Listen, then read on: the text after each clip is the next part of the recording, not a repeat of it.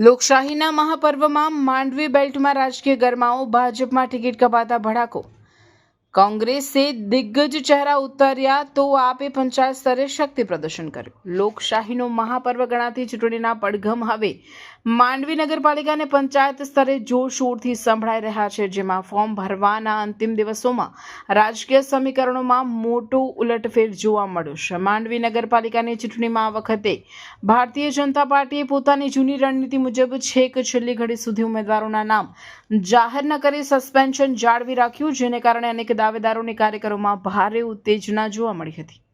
જો કે ટિકિટોની જાહેરાત થતાની સાથે જ ભાજપમાં આંતરિક અસંતોષની જ્વાળાઓ ફાટી નીકળી છે, કારણ કે પક્ષે અનેક મોટા માથાઓને ટિકિટ કાપી નાખી નવા ચહેરાઓને પ્રાધાન્ય આપ્યું છે.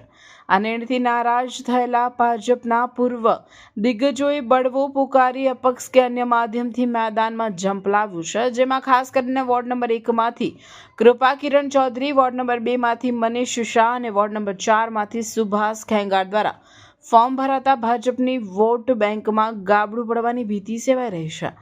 આંતરિક ખેંચતાણ વચ્ચે કોંગ્રેસે વ્યૂહાત્મક રીતે મજબૂત ઉમેદવારો મેદાનમાં ઉતાર્યા છે, જેમાં વોર્ડ નંબર 3માંથી પૂર્વ વિપક્ષ નેતા અને માંડવી નાગરિક સહકારી બેંકના પૂર્વ એમડી તેમજ વકીલ મંડળના ઉપપ્રમુખ એવા સંજયસિંહ ડુમસિયાને ટિકિટ આપી પોતાની પકડ મજબૂત કરવાનો પ્રયાસ કર્યો છે. સંજયસિંહ જેવો શિક્ષિત અને સામાજિક રીતે પ્રતિષ્ઠિત ચહેરો કોંગ્રેસ માટે ટ્રમ્પ કાર્ડ સાબિત થઈ શકે છે. બીજી તરફ આમ આદમી પાર્ટીએ પણ આ ચૂંટણીમાં ત્રિપાંખીયો જંગ છેડવા માટે પૂરી તાકાત લગાવી દીધી છે.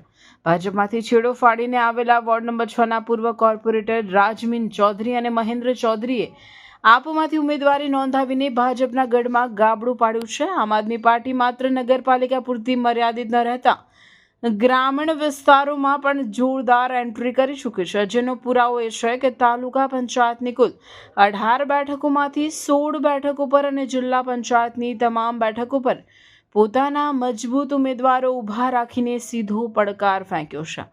ભાજપમાં ટિકિટ વહેંચણીને લઈ સર્જાયેલ અંધાધૂંધી અને કોંગ્રેસનો મજબૂત ચહેરો તેમજ આપનો વધતો વ્યાપ જોતા માંડવી નગરપાલિકા અને પંચાયતની આ ચૂંટણી ખૂબ જ રોચક તબક્કે પહોંચ્યો છે.